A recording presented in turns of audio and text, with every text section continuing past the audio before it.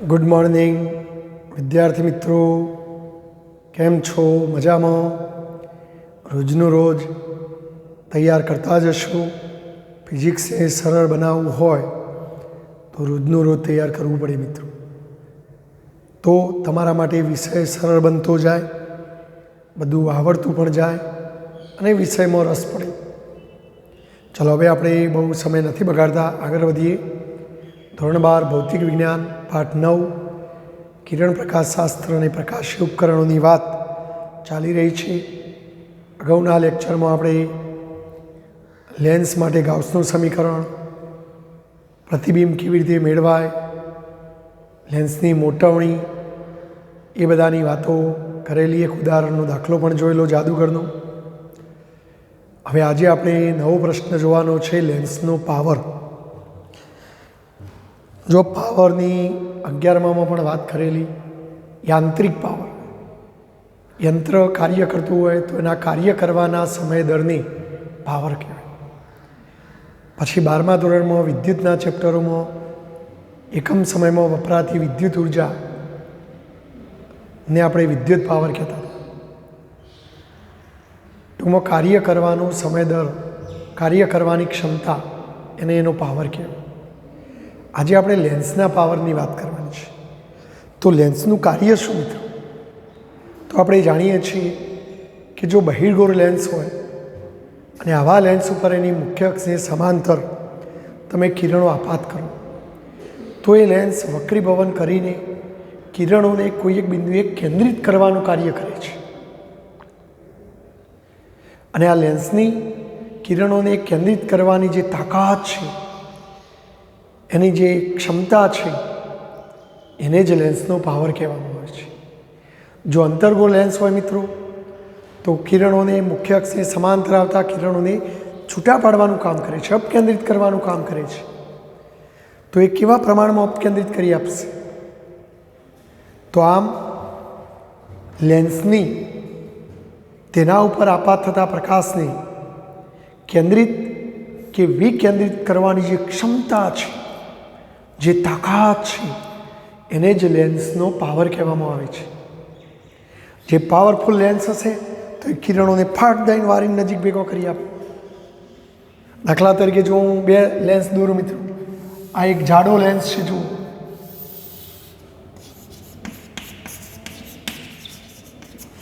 અને એવા જ કાચમાંથી બનેલો એક પાતળો લેન્સ છે।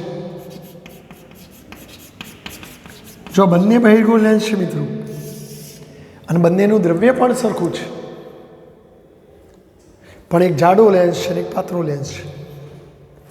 આને લેન્સની મુખ્ય અક્ષ કહેવાય, આને લેન્સની મુખ્ય અક્ષ કહેવાય।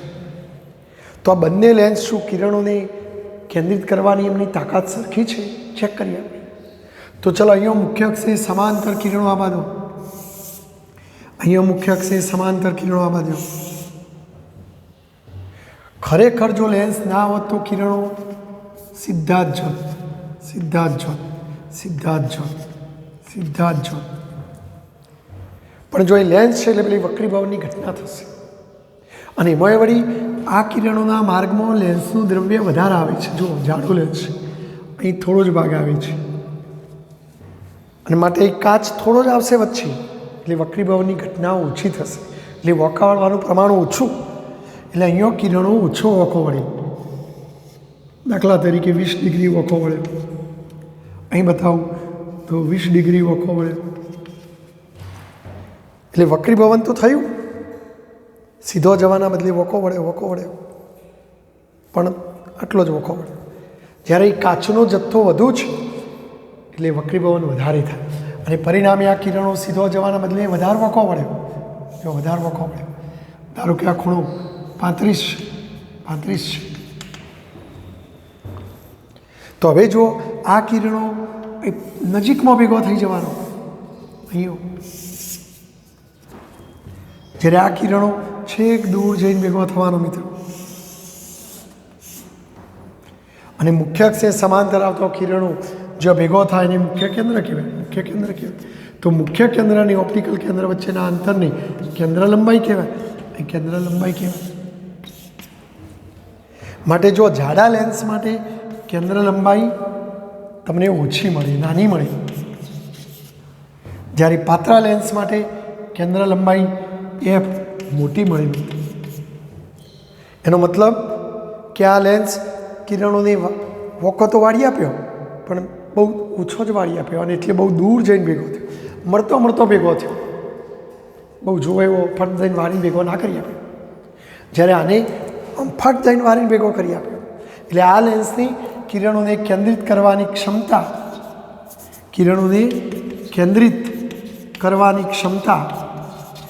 વધુ કહેવાય. યાની કે કિરણોને કેન્દ્રિત કરવાની ક્ષમતા એટલે પાવર વધુ કહેવાય. જ્યારે આ લેન્સ કિરણોને મળતો ભેગો કરી આપે છે, જોઈએ એટલો વાળી આપતો નથી. માટે આની કેન્દ્રિત કરવાની ક્ષમતા, કિરણોને કેન્દ્રિત કરવાની ક્ષમતા ઓછી કહેવાય. એટલે કેન્દ્રિત કરવાની ક્ષમતા એટલે પાવર ઓછું કહેવાય. તો આમ લેન્સ એની પોતાની પર આપાત થતા કિરણોને આ કેન્દ્રિત કરવાની જે ક્ષમતા બતાવે છે એ ક્ષમતાને લેન્સનો પાવર કહેવામાં આવે છે. અહીં બહિર્ગોળ લેન્સ જાડો હોવાથી એ કિરણોને વધારે વોકો વાળીને નજીકમાં જ ભેગો કરી આપશે, ફાટ દઈને આમ ભેગો કરી આપે. માટે એની કેન્દ્રિત કરવાની ક્ષમતા વધુ, પણ એની કેન્દ્ર લંબાઈ ઓછી છે. એટલે જે લેન્સની કેન્દ્ર લંબાઈ ઓછી એનો પાવર વધુ. જ્યારે અહીંયા કેન્દ્ર લંબાઈ મોટી તો એનો પાવર ઓછો કહેવાય. એટલે વ્યસ્ત પ્રમાણ છે. તો એફ નાનું તો પાવર વધુ, માટે પાવર પી એ કેન્દ્ર લંબાઈના વ્યસ્ત પ્રમાણમાં. એટલે આપણે જો એફ મોટો તો પી નાનો, અહીંયા એફ મોટો માટે એનો પાવર ઓછો. એટલે લેન્સનો પાવર પી બરાબર 1/f લેવામાં આવે છે. કેન્દ્ર લંબાઈના વ્યસ્તને લેન્સનો પાવર કહે છે. યાદ રાખજો મિત્રો, આ વસ્તુ સ્ક્રીનશોટ લઈને લખવી તો ક્યાંક લખી કાઢજો. જાડા લેન્સ માટે કેન્દ્ર લંબાઈ નાની હોય માટે એની ક્ષમતા વધુ કહેવાય. પાતળા લેન્સ માટે કેન્દ્ર લંબાઈ મોટી એટલે એની કેન્દ્રિત કરવાની ક્ષમતા ઓછી. અંતર્ગો લેન્સ માટે વિકેન્દ્રિત કરવાની ક્ષમતા એવો શબ્દ વાપરવાનો. બરાબર? બોલો, ખ્યાલ આવી ગયો મિત્રો? જો આપણા ચોપડીની અંદર આ વ્યાખ્યા અલગ રીતે સમજાવીશ કે ભાઈ ચલો આ એક બહિર્ગોળ લેન્સ છે, આ એની મુખ્ય અક્ષ છે, આ શું કહેવાય? ઓપ્ટિકલ કેન્દ્ર. તો લેન્સના ઓપ્ટિકલ કેન્દ્રથી એકમ અંતરે, ધારો કે આપણે અહીંથી એક એકમ અંતર લઈએ, ધારો કે આ ઊંચાઈને h કહીએ, જો h બરાબર એક એકમ, લેન્સના ઓપ્ટિકલ કેન્દ્રથી એક એકમ અંતરે મુખ્ય અક્ષે સમાંતર આવતું કિરણ. હજુ આ કિરણ અહીંથી આવે, બોલો આ કિરણ મુખ્ય અક્ષે સમાંતર તો વક્રીભવન પામીને મુખ્ય કેન્દ્રમાંથી પસાર થાય. અને આ મુખ્ય કેન્દ્રની ઓપ્ટિકલ કેન્દ્ર વચ્ચેનું અંતર એટલે કેન્દ્ર લંબાઈ. તો જો આ કિરણ આપણી મુખ્ય અક્ષ સાથે કંઈક ખૂણો બનાવે છે, જો બીટા, તો જો આકૃતિ ઉપરથી મિત્રો tan બીટા બરાબર શું થાય? તો જો tan બીટા એટલે સામેની બાજુ h ભાગ્યા પાસેની બાજુ m. પણ અહીંયા hની કિંમત 1 છે મિત્રો, 1, અને આ છેદમાં f, અને આ 1/f ને પાવર કહેવાય. માત્ર આને પાવર કહેવાય, લેન્સનો પાવર કહેવાય. માટે આ ખૂણાના ટેન્જન્ટને પાવર કહેવાય.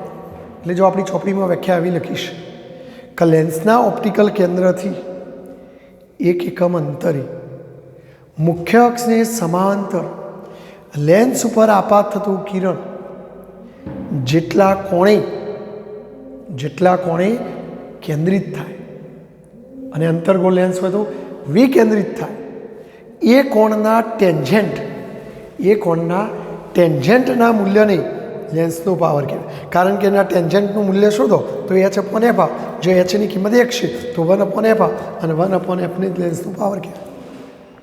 જો આ ખૂણો બહુ નાનો હોય તો નાના ખૂણા માટે tan બીટા બરાબર બીટા, તો બીટા બરાબર 1/f, અને આને જ લેન્સનો પાવર કહેવાય.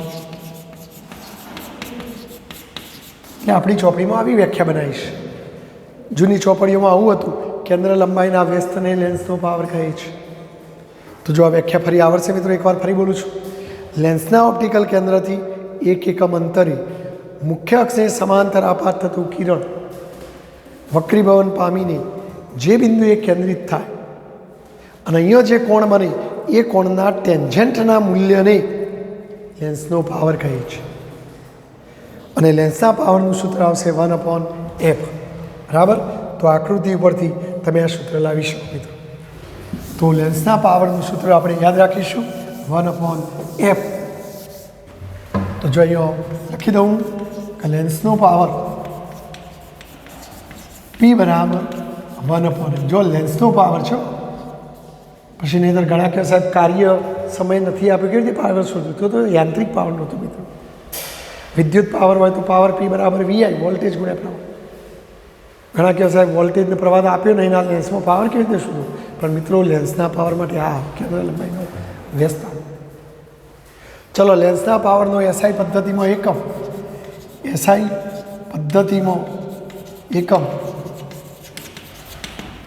તો મેડિકલની પરિભાષામાં લેન્સના પાવરનો એસઆઈ પદ્ધતિમાં એકમ ડાયોપ્ટર લેવામાં આવે છે.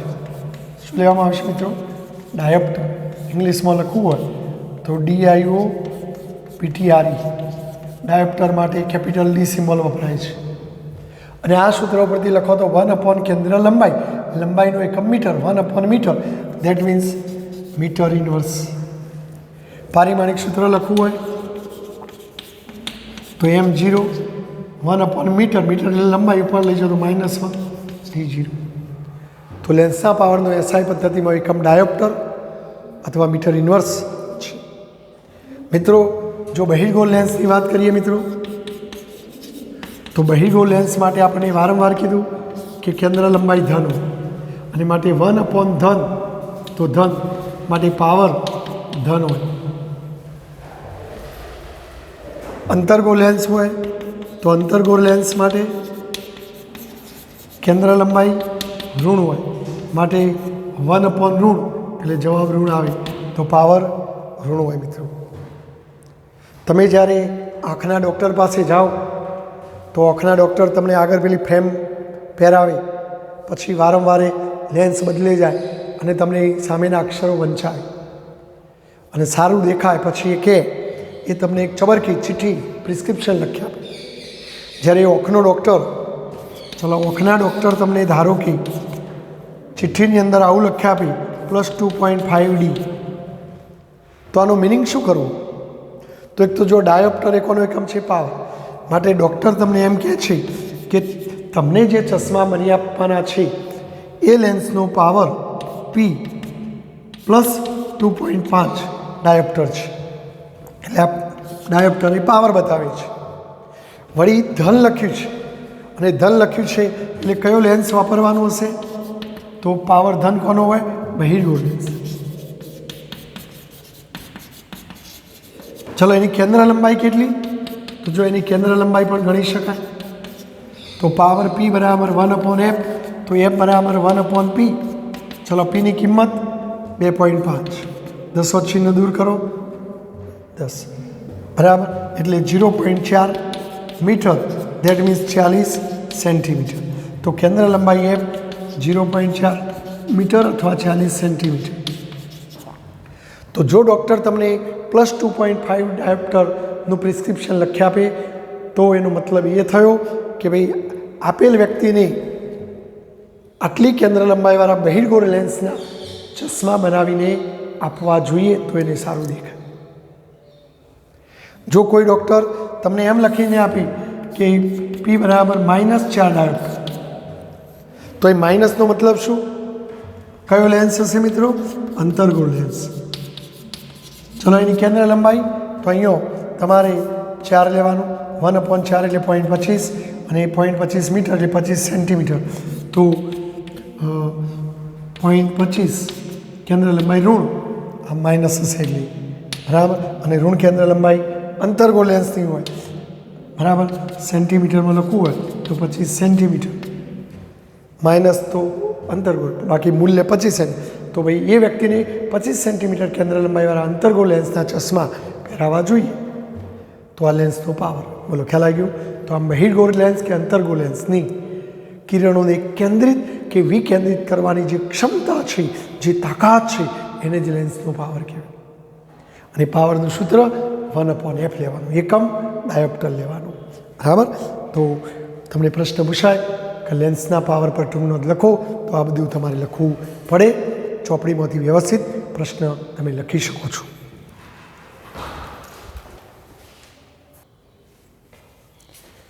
ચલો મિત્રો, નવો પ્રશ્ન આપણે જોઈએ.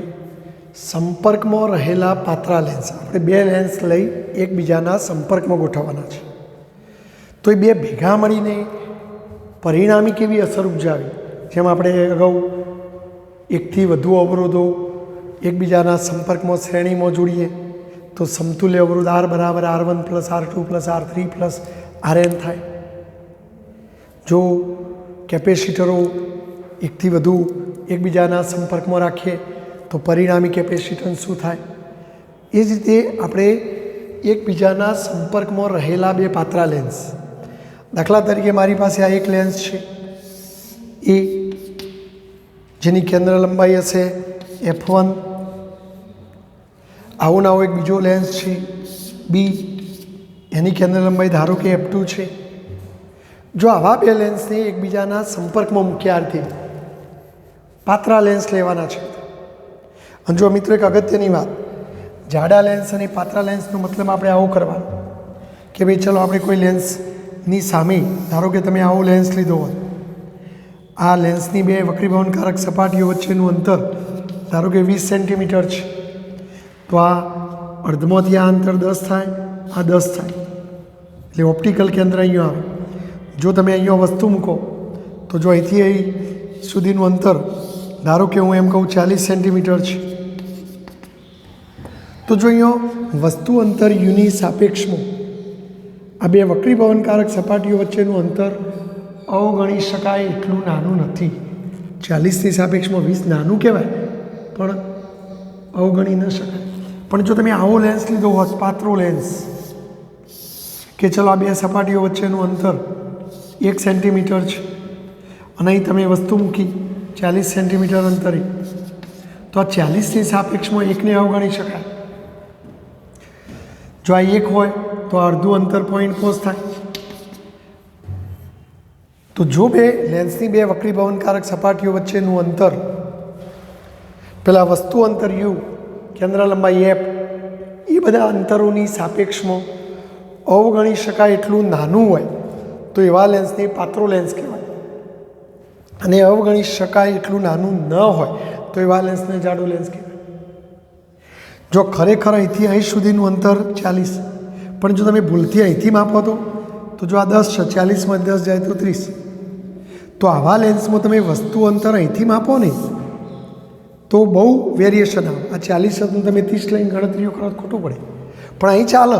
જો અહીં ખરેખર અંતર ઓપ્ટિકલ કેન્દ્રથી જ મપાય અને ઓપ્ટિકલ કેન્દ્રથી અંતર 40 છે, પણ કોઈ વિદ્યાર્થી ભૂલથી અહીંથી અંતર માપી લે તો જો આ અંતર 1 છે તો અડધું 0.5, તો ખરેખર અહીંથી 40માંથી 0.5 જોઈએ તો 39.5, અને 39.5 લગભગ 40 જેવું જ આવે. 39.5 ને 40 નજીકના ઓકળા છે, એટલે ગણતરીમાં ઝાઝો ફરક નહીં પડે. એટલે પાતળા લેન્સના કિસ્સામાં તમે વસ્તુ અંતર આ સપાટીથી માપો, આ સપાટીથી માપો. જો એ સપાટીથી માપશો તો 40 અને 0.5 એટલે 40.5 થાય. સેન્ટરથી માપો તો 40 થાય, અહીંથી માપો તો 39.5 થાય. તો યુની કિંમતોમાં સામાન્ય ફરક પડે તો દાખલો ગણો તો કોઈ જવાબમાં બહુ મોટો ફરક ના પડે. પણ અહીં ના ચાલે, અહીં અંતર અહીંથી જ મપાય, ભૂલથી અહીંથી માપો તો ખોટું. એટલે જો આપણે પાતળા લેન્સના કિસ્સામાં અંતરો સેન્ટરથી માપવાના બદલે ભૂલથી આ બાજુ કે આ બાજુથી માપો તો કોઈ ઝાઝો ફરક પડતો નથી. એટલે આપણે આ જે પ્રશ્ન લઈ રહ્યા છીએ એની અંદર પાતળા લેન્સનું સંયોજન કરવાનું છે. અને જ્યારે એકથી વધુ લેન્સ એકબીજાના સંપર્કમાં મૂકીએ તો આપણે એની પરિણામી કેન્દ્ર લંબાઈ કેટલી આવે, પરિણામી મોટવણી કેટલી આવે, પરિણામી પાવર કેટલો આવે, એ બધાના સૂત્રો આપણે મેળવવાનો છે. જેમ એકથી વધુ અવરોધો માટે પરિણામી અવરોધ કેટલો આવે એનું સૂત્ર સાબિત કર્યું. જો એક જ લેન્સ હોય તો લેન્સ માટે ગાઉસનું સમીકરણ આપણે જાણીએ છીએ મિત્રો, 1/v - 1/u બરાબર 1/f. પાવરનું સૂત્ર પણ હાલ જ ભણી ગયા, કેન્દ્ર લંબાઈનું વ્યસ્ત. મોટવણીનું સૂત્ર પણ સાબિત કર્યું, m બરાબર v/u.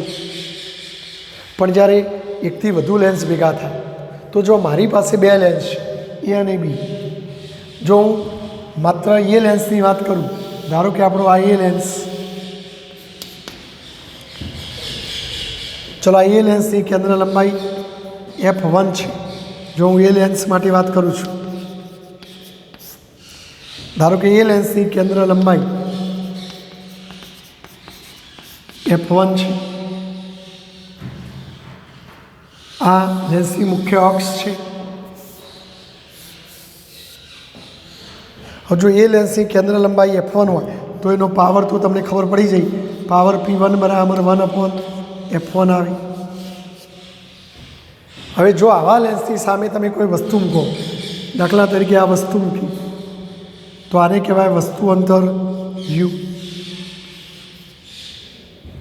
આ અંતર અહીંથી માપો કે અહીંથી માપો કે અહીંથી માપો કોઈ ફરક ન પડે, કારણ કે પાતળા લેન્સના કિસ્સામાં ગમે ત્યાંથી માપી શકીએ. હવે જો આ વસ્તુનું પ્રતિબિંબ શોધી કાઢીએ આપણે, તો ચલો અહીં પાતળા લેન્સ માટે વસ્તુ અંતર તમે કેટલું સ્વીકાર્યું મિત્રો? તો વસ્તુ અંતર આપણે U સ્વીકાર્યું. હવે જો આ વસ્તુનું પ્રતિબિંબ શોધવું તો ઓછામાં ઓછા 2 કિરણો આવે.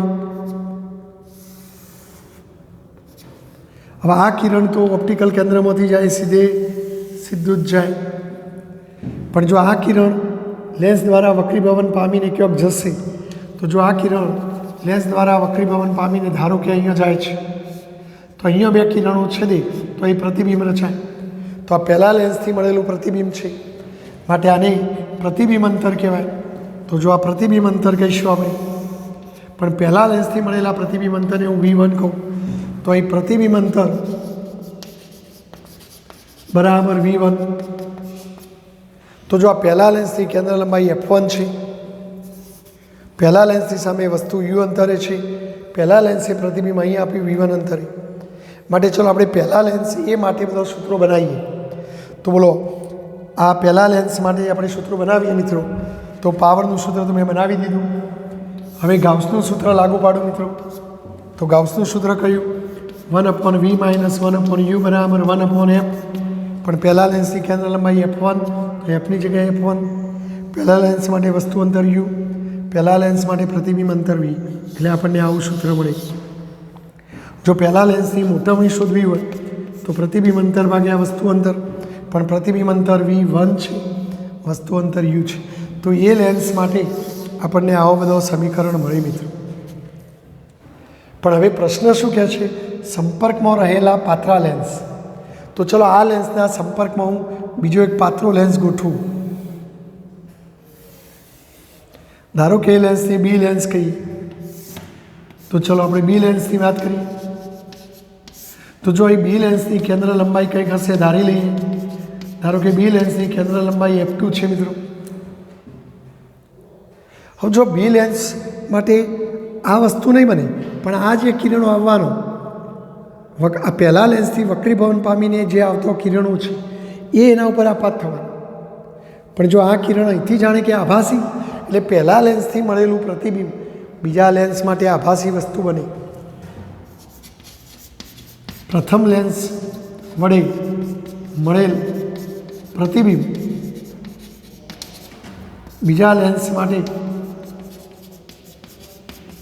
આભાસી વસ્તુ ગણીશું આપણે.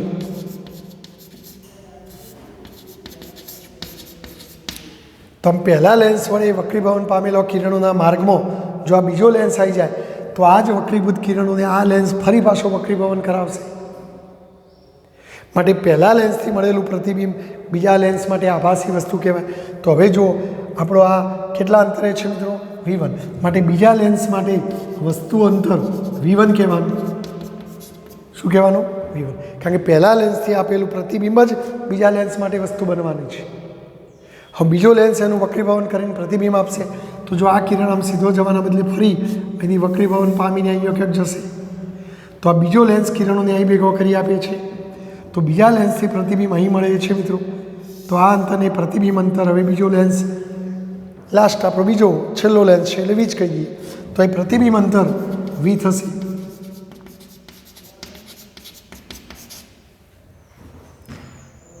જો આ બીજો લેન્સ ના હોત તો બરાબર અહીંયા, પણ બીજો લેન્સ પાછો એ જ કિરણોને અહીંયા વોકો વાળીને નજીક ભેગો કરે, તો બીજા લેન્સ માટે આ વસ્તુ અંતરને આ પ્રતિબિંબ અંતર થાય. તો ચલો બીજા લેન્સ માટે આપણે સૂત્રો બનાવીએ મિત્રો. તો બીજા લેન્સ માટે જો પાવરનું સૂત્ર કઈ થાય, તો બીજા લેન્સની કેન્દ્ર લંબાઈ f2 છે માટે બીજા લેન્સનો પાવર p2 થાય. તો p2 બરાબર 1/f2. ચલો ગાઉસનું સૂત્ર બનાવીએ, 1/v - 1/u બરાબર 1/f. પણ બીજા લેન્સની કેન્દ્ર લંબાઈ f2, બીજા લેન્સ માટે વસ્તુ અંતર v1, તો આ યુની જગ્યાએ v1, અને બીજા લેન્સે પ્રતિબિંબ v અંતરે આપ્યું, એટલે આપણને આવું સૂત્ર મળ્યું. અને પાતળા લેન્સના કિસ્સામાં અંતર અહીંથી માપો કે અહીંથી માપો કે અહીંથી માપો કોઈ ફરક ના પડે, એટલે આવું થશે મિત્રો. ચલો મોટવણીનું સૂત્ર બનાવો. તો મોટવણી બરાબર v/u, પણ બીજા લેન્સની મોટવણી, પણ બીજા લેન્સ માટે વસ્તુ અંતર v1 છે, એટલે યુની જગ્યાએ શું આવે મિત્રો? v1 આવે. પ્રતિબિંબ અંતર v છે, તો બીજા લેન્સ માટે મોટવણીનું સૂત્ર આવું આવે. બોલો ખ્યાલ આવી ગયો આકૃતિ? તો આકૃતિમાં ખ્યાલ આવવું જોઈએ. હવે જો આપણે બેને ભેગું થઈને કેવું કામ કરીએ વિચારીએ મિત્રો. જો હવે આપણે આ જ આકૃતિમાં બતાવીએ તમને.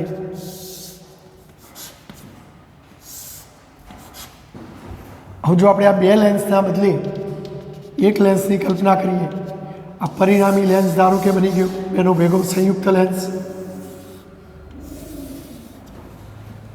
તો આ બેનો ભેગો સંયુક્ત લેન્સ જેની કેન્દ્ર લંબાઈ ધારો કે f છે. તો જો અહીંયા આપણે હવે પરિણામી લેન્સની વાત કરીએ મિત્રો, બરાબર. જો અહીંયા લખું છું,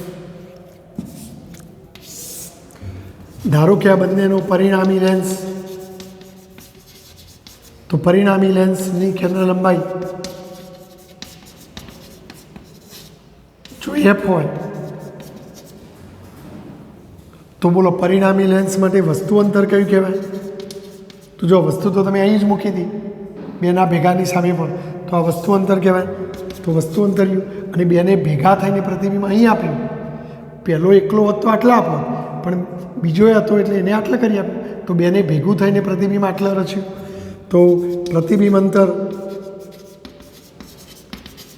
બેનું ભેગું થઈને v થઈ ગયું મિત્રો, બરાબર.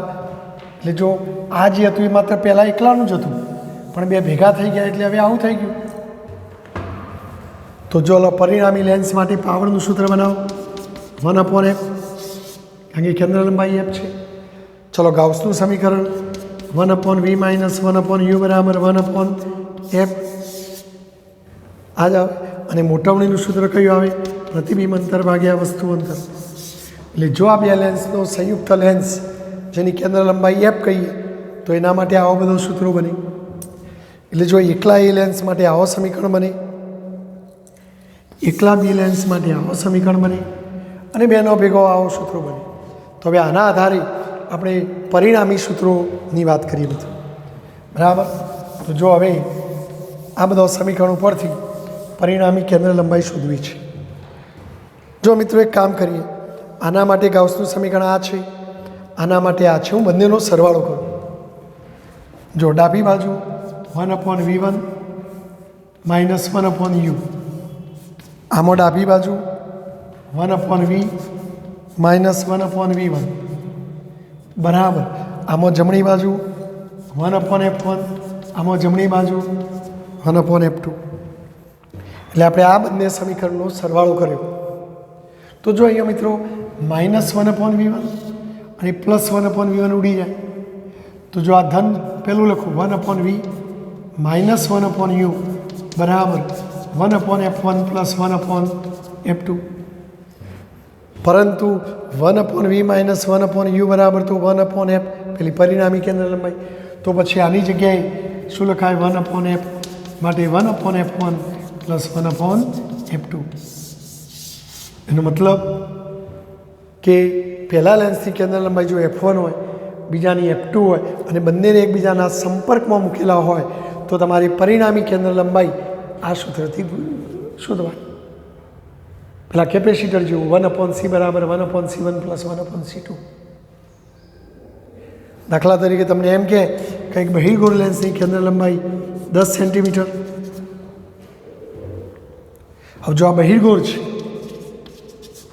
અને એક અંતર્ગોળ લેન્સની કેન્દ્ર લંબાઈ 20 સેન્ટીમીટર છે અંતર્ગોળની,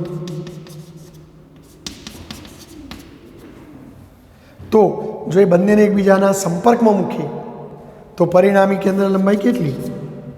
તો જો હવે જ્યારે ગણતરી કરીએ એટલે પેલો ચિહ્ન ભૂલવાનું નહીં. બહિર્ગોળ લેન્સ માટે કેન્દ્ર લંબાઈ ધન હોય, અંતર્ગોળ માટે ઋણ હોય. એટલે તમે એક બહિર્ગોળ લેન્સ અને એક અંતર્ગોળ લેન્સ એ બંનેને એકબીજાના સંપર્કમાં મૂકો તો આની પરિણામી કેન્દ્ર લંબાઈ કેટલી? તો આ સૂત્રથી ગણવાનું મિત્રો. 1/f બરાબર 1/f1. બોલો f1ની કિંમત 10 વત્તા 1/f2. f2ની કિંમત -20. જો અહીંયા પ્લસ માઇનસ માઇનસ એટલે 1/10 માઇનસ 1/20. જો 20 લસા આવે તો 10 દુ 20, 20 21. તો બેમાંથી એક જાય તો 1/20. તો આ 1/f આવે તો ઉલટાવી દો તો કેટલું થાય? 20 સેન્ટીમીટર. જવાબ ધન આવ્યો કે ઋણ? ધન આવ્યું. અને ધન આવ્યો માટે પરિણામી કેન્દ્ર લંબાઈ બહિર્ગોળના જેવી થશે. તો પરિણામી લેન્સ બહિર્ગોળ લેન્સની જેમ વર્તે. ધારો કે તમને એમ કે આની કેન્દ્ર લંબાઈ 40 છે, તો અહીંયા તમારે 40 લેવાનું. તો એ લસા કેટલો આવે? 40. તો 10 ચોક 40, 40 તો 3/40 માટે 40/3. પણ જો જવાબ ધન આવ્યો માટે બહિર્ગોળની જેમ વર્તન કર્યું. બરાબર, આ ધ્યાન રાખજો. એટલે સંપર્કમાં રહેલા બે લેન્સ માટે માત્ર કેન્દ્ર લંબાઈનું સૂત્ર ધારવાનું કે તો આ. જો તમે આવા નવા ત્રીજો લેન્સ લીધો હોત, ચોથો લેન્સ લીધો હોત, તો વ્યાપક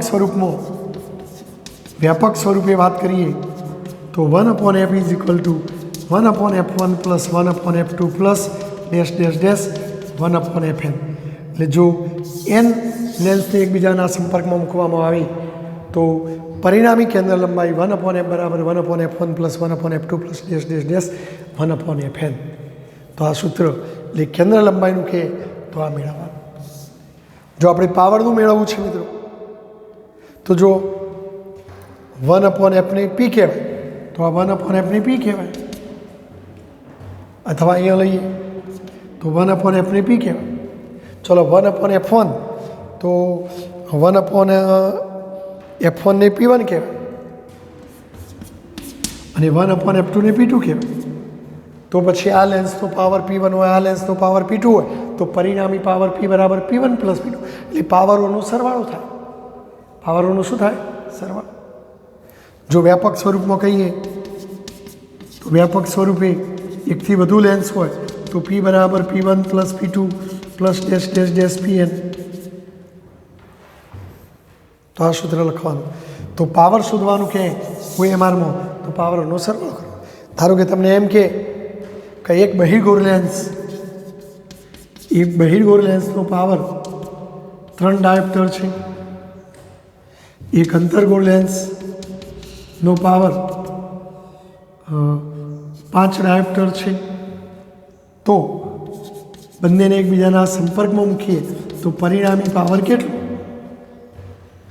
તો જો પરિણામી પાવર શોધવા સૂત્ર, પણ જ્યારે ગણતરી કરીએ તો પાવર ધન હોય એનું ધન લેવાનું, ઋણ હોય રકમમાં તો આવું જ લખીને આપ્યું હોય. પણ આપણે જાણીએ છીએ કે બહિર્ગોળ લેન્સનો પાવર ધન હોય, અંતર્ગોળ લેન્સનો પાવર ઋણ હોય.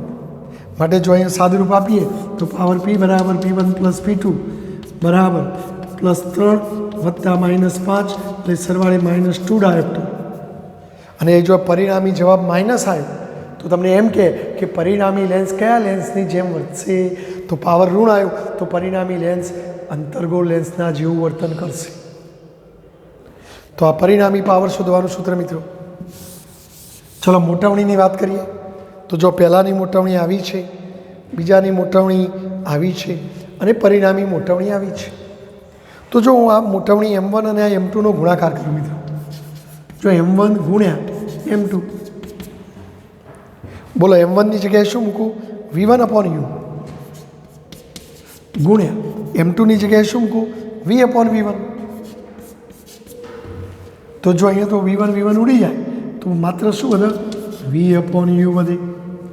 પરંતુ v/u એટલે તો પરિણામી મોટવણી, તો પછી આ પરિણામી મોટવણી થાય M1 ગુણ્યા M2, તો મોટવણીઓનો ગુણાકાર થાય. એટલે પહેલા લેન્સની મોટવણી M1 હોય, બીજાની M2 હોય, ત્રીજાની M3 હોય, તો જ્યારે પરિણામી મોટવણી શોધવાની કહે તો બધી મોટવણીઓનો ગુણાકાર કરવાનો. તો જો મોટવણી M બરાબર વ્યાપક સ્વરૂપમાં M1 into M2 into M3 into dash dash dash into Mn, તો વ્યાપક સ્વરૂપમાં મોટવણીઓનો ગુણાકાર કરવાનો.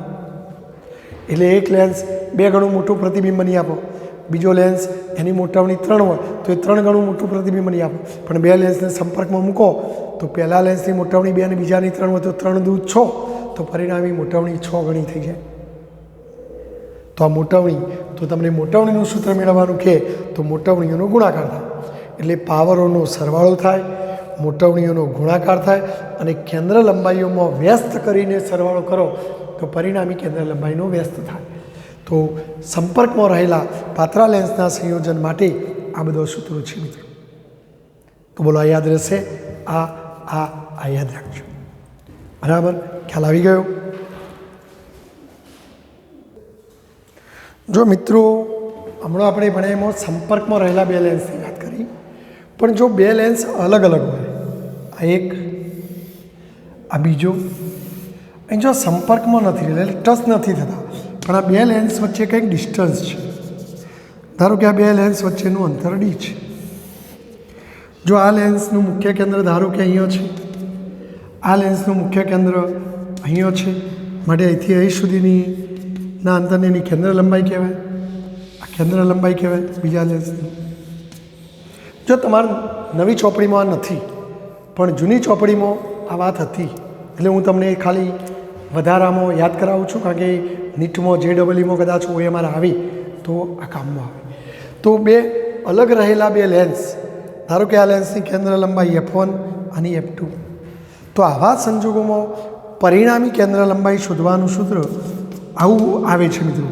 1/f બરાબર 1/f1 plus 1/f2 minus D/f1 into F2. આ યાદ રાખવાનું તમારે, આપણા અભ્યાસક્રમમાં નથી પણ આ જૂનીમાં હતું એટલે મેં તમને યાદ કર્યું.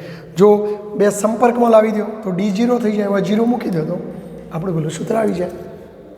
ચલો 1/f ની પાવર P કહેવાય, 1/f1 ને P1 કહેવાય, 1/f2 ને P2 કહેવાય, આ D 1/f1 ને P1 કહેવાય, 1/f2 ને P2 કહેવાય.